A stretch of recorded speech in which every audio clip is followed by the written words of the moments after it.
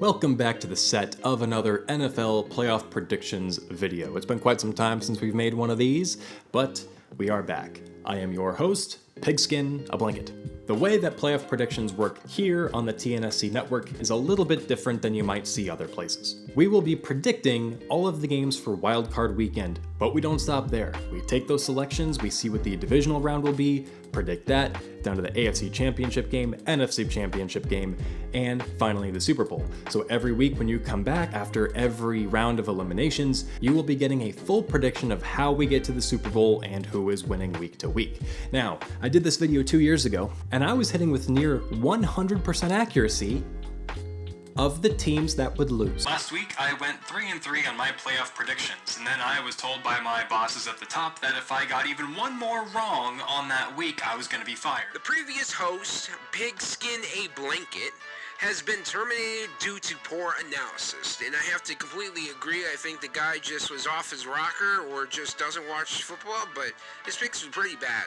You know, and what he said about the Lions fans, that's just absolutely ridiculous. But As a team that celebrates a divisional round win by going to Bangladesh and burning down an orphanage, that's not a team that I can support. Okay, so if you change your perspective a little bit, I was doing really, really well. I was picking everyone who would lose. But also, 2 years ago is when the Detroit Lions were in the playoffs.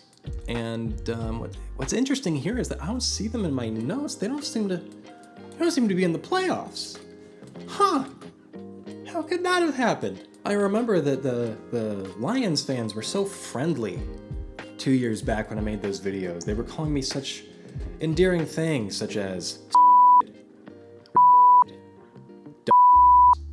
they claimed that I had just a really, really lovely fan base of people. But they're not here this year, so we don't have to worry about any of those people. But the Bears are here. Now, before we get started, I do want to say that you're probably very, very confused about what you're seeing in front of you right now. Chargers hat and a Packers. When I was about 3 years old, my aunt who lives in San Diego brought us to a Chargers preseason game. And all I remember from the game is looking down on the field and seeing the lightning bolt and thinking, well, that's the freaking coolest thing ever. That was back when I didn't understand the game of football. The Chargers are cool. Their logo is lightning. I like them. And then when I got into football in 2009, I kind of started to understand that like my parents are Packers fans. And the reason behind that is my dad moved to California in the 80s. It was a great time to be a Niners fan. He was a Niners fan. My mom was a Packers fan. On their honeymoon, the Packers and the 49ers played, I think, in the divisional round. And they made a wager about whoever wins this game is going to be the team for our family to follow. And so the Packers went on to win it. Bit of a complicated history of me and football, but what you need to know is Packers are my A team. If these two teams were to meet in the Super Bowl, I would be rooting for the Packers. So now that all of that is out of the way, we can get to this and you not being like, oh, he doesn't even have a team allegiance. Okay, so starting off our 2025 wild card weekend of games, we have the Rams going to Carolina to take on the Panthers. These two teams obviously met a couple of weeks back, and the Panthers pulled off a wild upset. I was sort of the thinking that, okay, so this game is going to be like a 41-3, 41-10, 41-11 type thing. I don't know why. I have not gone to like scrutinize the film, but I don't understand how this game was competitive, let alone ended with the Panthers on top. So do I think that the Panthers are suddenly like the Rams' kryptonite and that the Panthers have some sort of weird matchup with the Rams that make them a really bad matchup? I think not. I think maybe that was more of a case of the Rams looking past an opponent more than them actually getting truly pencil whipped by the Panthers. I don't know if there's any truth to that. That's just how I feel. That's just the eye test. Now, I believe the Rams did have Davante Adams in that game. I don't remember if that was the one he got injured in or if that was a later week, but now they should be having Davante Adams coming back during the playoffs. I don't know if it's this week. I don't know if it'll be divisional round if they make it there, but either way, he's going to be a huge boost for them. And I just want to say this, isn't it kind of wild that Matthew Stafford went from the back injury that he had in the offseason of everyone being like, is he dead? Is he even going to be able to play this season? And then he's in MVP conversations. That's just kind of a wild turnaround to me. I was just thinking about that. So yeah, Panthers, congratulations on winning a division. with a losing record in a three-way tie. But now you have the honor of not just going to the playoffs, but you have the honor of getting absolutely decimated by the Rams in the playoffs. And then on Saturday night, to finish off the Saturday slate of games, you've got the Green Bay Packers going to the Chicago Bears. The Packers and Bears rivalry since 2010 has not been very competitive, not until at least this past 1 or 2 years. And I think you have this really interesting dynamic where Bears fans know the trauma that comes with playing the Packers in important games. And then you have Packers fans who I think they're starting to feel the mounting feeling of the Bears are finally a good team. Maybe this is where our domination over them starts to falter a little bit. But at the same time, both teams have glaring flaws that you don't know if it's going to be the thing that breaks the back of the team.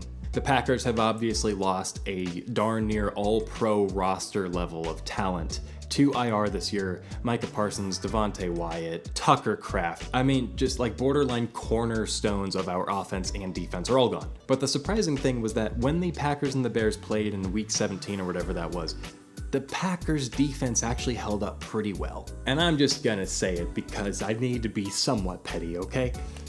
The Bears still cannot beat Jordan Love. And the defense, missing all of those pieces I just talked about, I think that this is going to be a hard-fought game, but I'm not going against the Packers against the Bears. Come on, we're not doing this. No. All right, the Packers are winning. Also, it's worth noting that Caleb Williams was 58 yards short of the 4,000-yard passing mark. The meme stays alive. And on Sunday morning, yes, I said morning, I'm on the West Coast, all right? This is a 10 a.m. game for me. It's the morning. I wake up, I eat my eggs and my toast and my bacon, and I watch the freaking game. I know it's 1 p.m. Eastern time, but I live in the whatever. Sunday morning, the Buffalo Bills, the soon-to-be temporarily homeless Buffalo Bills, are going down to Florida to take on the Jacksonville Jaguars. I kind of don't know what to think or feel about this game. The Jaguars obviously have ripped off a ton of amazing wins and look like a really, really, really good team. But there were a couple of those games throughout the season, some of which they had won, where it's just like, what is this team? And then you have the Buffalo Bills with their defensive woes and the need for Josh Allen to kind of go like God mode for them to stay in quite a few games. I don't want to diminish what James Cook did this year with, I think he had like 1,600 rushing yards, led the league. That's awesome for him. I just feel like this game is going to come down to Josh Allen having to do impossible things, and I don't know if that is going to be sustainable. It might be, but I also don't know which version of the Jaguars we're going to be getting. Now, it is in Florida, it is in Jacksonville, so I want to give the edge to the Jaguars, so I'm going to be having the Jaguars taking the win and continuing to the divisional round. And the games don't get any easier to predict, because next at 1:30 p.m. in the afternoon, again Western time, you've got the 49ers taking on the Philadelphia Eagles. Again, two teams that I have no idea what is going to happen when they match up. The 49ers, last week with the number 1 seed in the NFC to play for, completely fell apart. And what they've been able to do with a decimated roster like they have has been impressive. But I wonder if last week is sort of the first look at what is going to happen when they run into very, very real playoff teams. With all of that attrition, I think we're going to start to see them fail to fill those holes and play up to what they need to go farther in the playoffs. So normally I would kind of chalk this up as a first round exit for the 49ers, but then you look at the Philadelphia Eagles, a team that has their own fans pleading for the firing of their head coach and offensive coordinator. The offensive coordinator, I totally understand. I watched a couple of Eagles games this year, and my God, is that offense putrid to watch. This is going to be a very interesting matchup because in my heart of hearts, I feel like it's going to be, can the 49ers patchwork defense stop Saquon? If yes, I think they win. If no, I think the Eagles win. See, I didn't have a whole script when I went into this. I knew the teams that were playing. I've had like my thoughts during the week. But now that it comes time to actually like put my name on a choice, I'm gonna go with Eagles.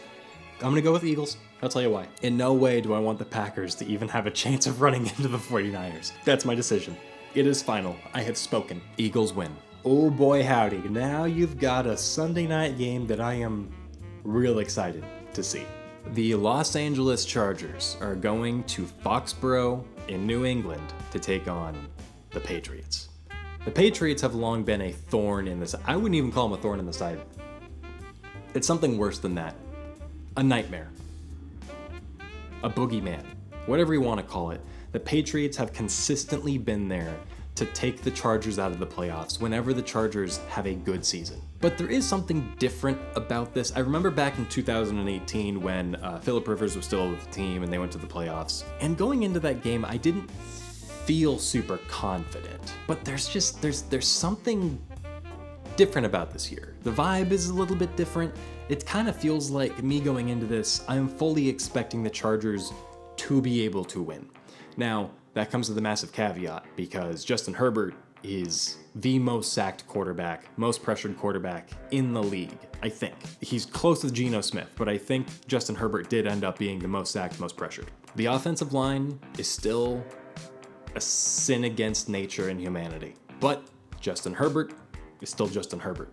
And then you look at the Patriots. Now, I've not seen, I think, very many Patriots games this year. I think maybe I've seen one, maybe two in primetime, but I wasn't really paying attention a whole lot to their defense. I'm guessing they're still probably going to get 3 or 4 sacks in Justin Herbert. That's just what I expect. But what I do know is that Drake May is in the MVP conversations, and from what I have seen, makes total sense. If he were to win it, I wouldn't bat an eye. But with our extremely, extremely good defense, I think that we'll be able to mostly handle the Patriots offense. Remember, this is the first year the Patriots are back in the playoffs after being 4-13 last year. This is a whole new coaching staff, and to no fault of their own, I want to make that clear, the Patriots had a pretty easy schedule generally over this past season. So I'm really, really interested in seeing what happens when rubber kind of meets the road and they run into a team that has a defense that is as good as the Chargers. So with that said, please, please, please let me be correct. I swear to God, Justin Herbert needs a playoff win. If he can just get a playoff win, so many people are going to shut up a little bit. So that's right, I'm picking the Chargers. Chargers are going to go into Foxborough, and they're going to win by, I'm going to say, I'm less confident in this. I'm going to say they win by 7. Book it. Man, if I'm wrong, I'm gonna have Patriots fans on my back now. That's gonna suck. And now to finish off wildcard weekend, on a weekday, Monday, on Monday night, we've got the Texans going to Pittsburgh to take on the Steelers. The Steelers won a thrilling game, one of the better season-closing games I've seen in quite some time. It had drama. It was a roller coaster of emotions. Oh my God, they converted a 4th and 7. Oh my God, they're gonna kick it. Oh my God, they missed. Like, it was just, Now, if Chris Boswell had made his extra point kick and Tyler Loop had made his kick, we're going into overtime. I don't have super high confidence in the Steelers if it had gone into overtime, but what's done is done, and now the Steelers get to host a playoff game against the Texans. Now, the biggest talking point about this is the Texans' defense is really good. The Steelers, there's not really one thing that I've seen from the few games I've caught from them that they do extraordinarily well. They obviously kind of have like the whole high-end talent thing that kind of bails them out. Most weeks, that's kind of fallen back a little bit, but the Texans' offense is so bad that I think that the Steelers' defense will do enough to keep them down. So very similar to the Chargers game a couple of weeks back, where the Texans only had 1 touchdown off of, I think it was a pick 6, and the rest was field goals. I really, really think that the Texans' offense is going to be the death of the team this year. The Steelers, I don't think they'll go very far, but I'm going to give the Steelers this win because I don't think that the defense of the Texans is able to do enough that the offense won't be actively working against the team the entire game. Now, based on my picks, I would have the Chargers going to Denver. Denver was playing starters on Sunday, at least for a little bit of the game, I believe. And the Chargers' backup defense still gave them a whole lot of trouble. That is going to be a defensive slugfest. And I think that if we had, for some reason, had to play starters in the Denver game at the end of the season, that would have been a winnable game. Now, I'm trying not to sound like a homer, but I really, really do truly, truly believe that the Chargers have a really, really good matchup over the Denver Broncos. What the Denver Broncos have done this season has been really, really impressive. I think that Sean Payton should definitely be in Coach of the Year conversations. I think it'll be a potentially like kind of mid to high scoring game. I'm talking like 23 to 30 type range points for each team. But I really, really do think that the Chargers still have enough of a number on the Denver Broncos that they can pull out a win in Denver and keep going in the playoffs. Next, I would have the Pittsburgh Steelers going to Jacksonville to take on the Jaguars. See, and this is yet another matchup where if Jacksonville still shows up looking weird in the playoffs, not playing up to their full potential for a full 60 minutes, the Steelers are a team that can sort of drag them down into the dirt and make them have to fight a dogfight until the very last whistle. Aaron Rodgers has never played spectacularly, at least when he was with the Packers. The Packers were never very good down in Florida, at least not in Jacksonville. And I'm wondering if that would still carry on over to Rodgers. Would he have a hard time playing in Jacksonville? And this still comes down to which version of the Jaguars are going to show up. And without trying to think way too hard about it, I think that the Jacksonville Jaguars can absolutely beat the Steelers. It's probably the traditional lose by multiple touchdowns level loss for the Steelers, as is tradition, but it just comes a week late, so I have the Jacksonville Jaguars winning. Next, we have a game that does legitimately scare me if this comes to fruition. The Green Bay Packers would be going to Seattle. Now, I don't know if you guys know this, but the Packers have a cornerback issue, and the Seahawks have currently arguably the best wide receiver in the league, and I don't see that going well at all. With the loss of Micah Parsons, unless someone like Baron Sorrell or Colin Oliver suddenly becomes just like a complete revelation, I think that the pass rush is going to allow Sam Darnold way too much time, and he is going to be hitting JSN probably for like a 200-yard game that night.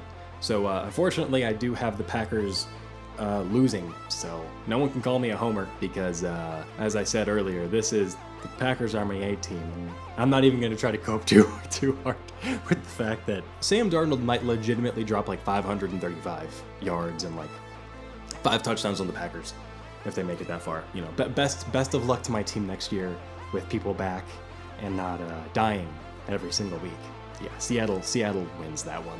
Next, I have a matchup that we actually saw last year and was pretty good. The LA Rams would be heading to Philadelphia to take on the Eagles. Last year when the Eagles won the Super Bowl, the only team that really came close to beating them in the playoffs was the Rams. I remember watching that game and I just kept thinking, no, there's got to be a way. The Rams can do it. The Rams can do it. And it was just, they consistently fell short. Obviously, the weather was a huge part of it. You're in that weather. I'm not going to say, well, if it had been a sunny day, they would have won. Probably true, but that's not what the conditions were. Eagles beat them fair and square in the snow, in the elements. It was a really entertaining, tough, gritty game. This year, though, I think that the Rams' defense has more than enough power to actually completely shut down the Eagles' offense. I think that that's probably a game where the final score is something like, probably like 24-3. Rams win. All of that said, I would have the AFC Championship game being the Chargers going to Jacksonville, a place that haunts me. Quick story time. I lived in Vancouver during the year that the Chargers went to the playoffs to go to Jacksonville. We went to this bar, this Irish bar in Gastown, and we get in there and some of the people in our group forgot to bring their IDs. So the waiters told us, hey, it's cool if you're in here without an ID, but at this time, anyone without an ID has to leave. So the Chargers were like, just destroying the Jaguars. And then the waiters came by and like, hey guys, you gotta get out of here, like right before halftime. I think that the Jags still had yet to score at this point. And so I bring these people down to the train station, I'm walking back home, and I look at the score and I'm like, wait, what? So I went back to the bar to hopefully try to like recapture some of the magic of like, hey, when we were all here together, we were winning. And they wouldn't let me in, it was full, it was a private event. So I went home and I watched it in horror. Al Michaels sleepily just be like, well, the Jags win. So yeah, I don't feel great about this game. The Jags already kind of destroyed us this season. And I don't know if it's going to go too differently. If I'm really thinking about it, I think that the game will be much closer.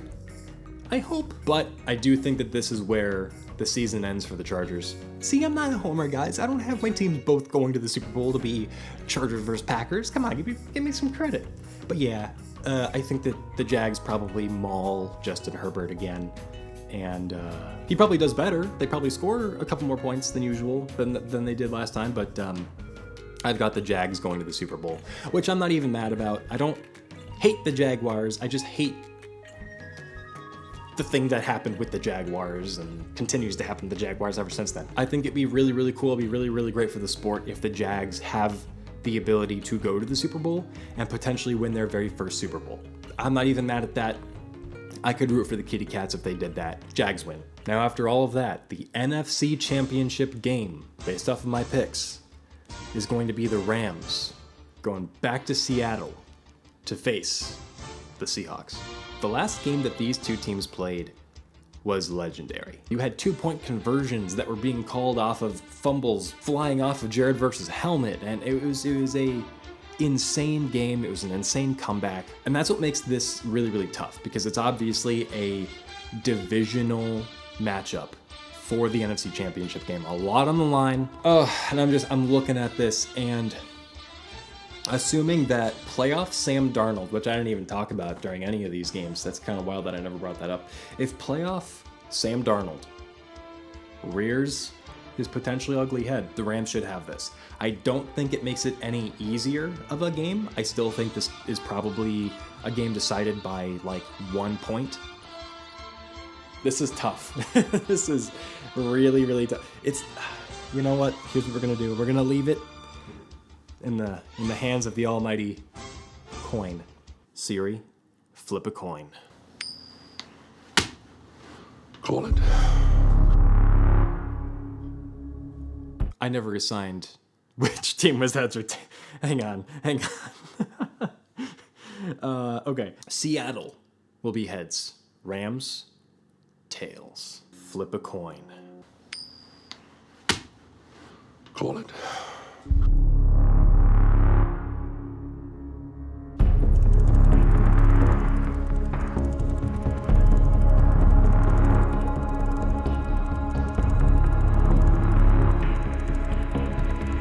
Well done. It has chosen heads. And what was that? Oh, John Harbaugh was just fired.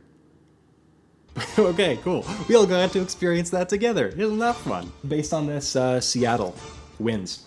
It will be the 2-time Super Bowl champion, Seattle Seahawks, heading to Santa Clara, California, to take on the yet to win a Super Bowl Jacksonville Jaguars. That would actually be kind of a fun matchup. This is the cool part about this not being scripted. Like, I'm just kind of like flying by the seat of my pants, and then I'm like, oh, really? This is what my picks mean for matchups.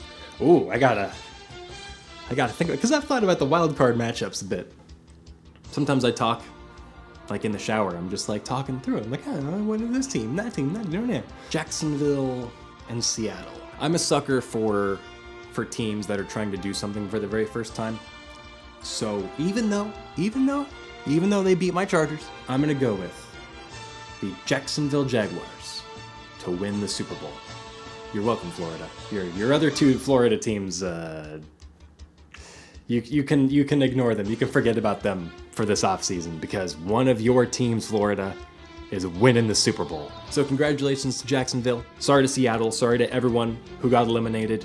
But Jacksonville will be your Super Bowl champions. And for this week, we will close out our show.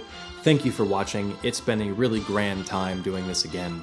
For all of you with a team in the playoffs, good luck. And I will see you next week. May the best team win.